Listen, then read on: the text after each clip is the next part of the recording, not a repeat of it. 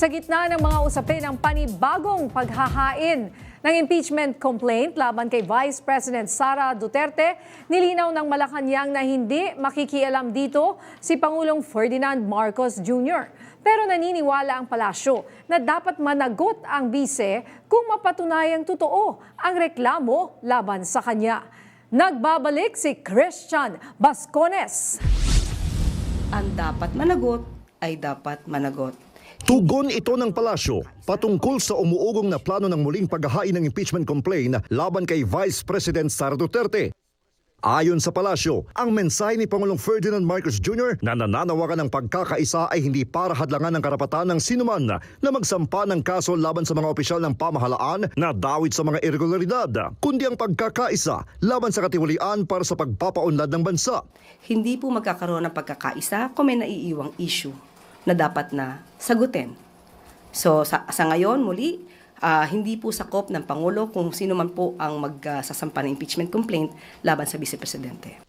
Hindi rin aniya makikialam ang Pangulo sa proseso ng impeachment dahil nasa kamay na ito ng Kongreso. Failure impeachment. On our part, we cannot say that it's a failure impeachment.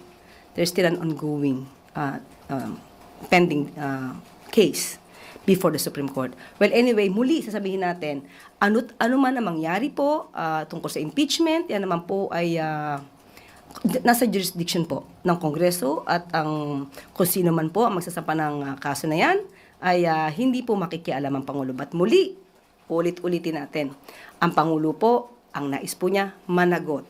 Ang dapat na managot.